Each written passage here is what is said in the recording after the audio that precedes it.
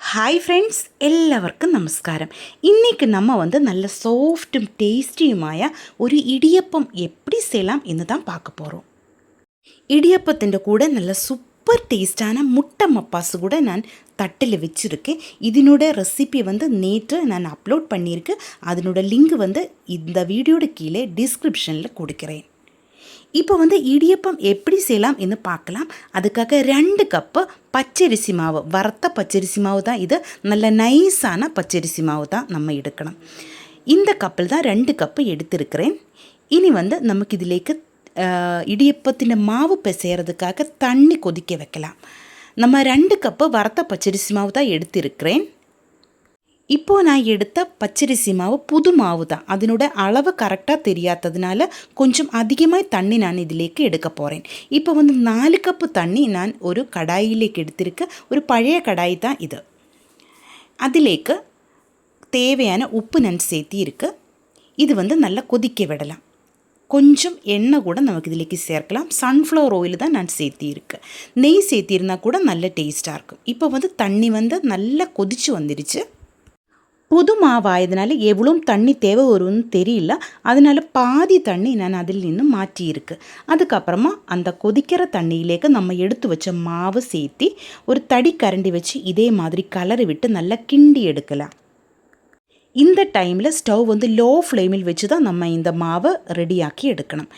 கரண்டி வச்சு இதே மாதிரி கலரி விட்டு கரெக்டு பாகத்தில் நம்ம பிசைஞ்சு எடுக்கணும். 4 கப்பு தண்ணி தான் நான் கொதிக்க வச்சது. ஆனால் அவ்வளோவும் நமக்கு தேவையில்லை. 2 கப்பு தண்ணி தான் தேவை வந்தது. 2 கப்பு மாவுக்கு 2 கப்பு தண்ணி தான் இதுக்கு கரெக்டு. புது மாவாயதுனால தான் நான் அதிகமாக தண்ணி கொதிக்க வச்சு எடுத்தது. இப்போ நமக்கு மூடி வைக்கலாம். இந்த மாதிரி எப்போவுமே நம்ம பிசைஞ்சு வச்ச மாவை மூடி வச்சிடணும். இல்லைச்சா மாவு ட்ரை ஆகி போயிடும். ஒரு 10 நிமிஷத்துக்கு அப்புறமா நம்ம கை பச்சை தண்ணியில் டிப்பு பண்ணியதுக்கு பின்னாடி மாவு கை வச்சு நல்லா ப்ரெஸ் பண்ணி பிசைஞ்சு எடுத்துக்கோங்க.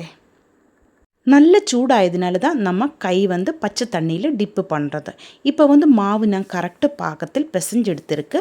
இனியும் நமக்கு இதே மாதிரி மூடி வச்சிடலாம்.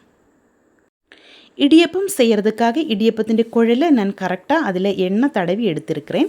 இனி மாவு இதிலேக்கு போட்டு நமக்கு இட்லி தட்டிலேக்கு இடியப்பம் மாவு, அதுக்கு தமிழில் எப்படி சொல்லுன்னு தெரியல.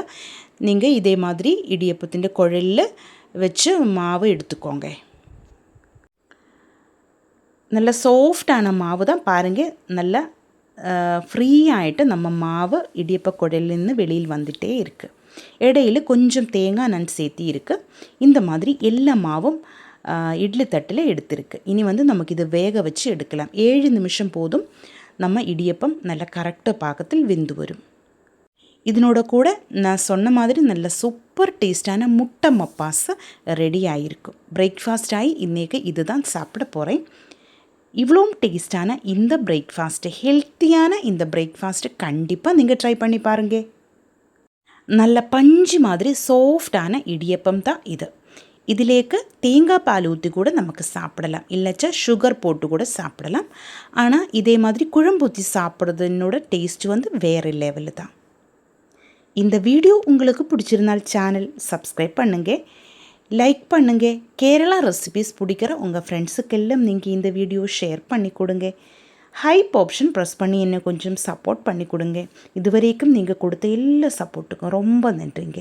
உங்களுடைய ஃபீட்பேக்கை கமெண்ட்டில் எழுதி போடுங்க.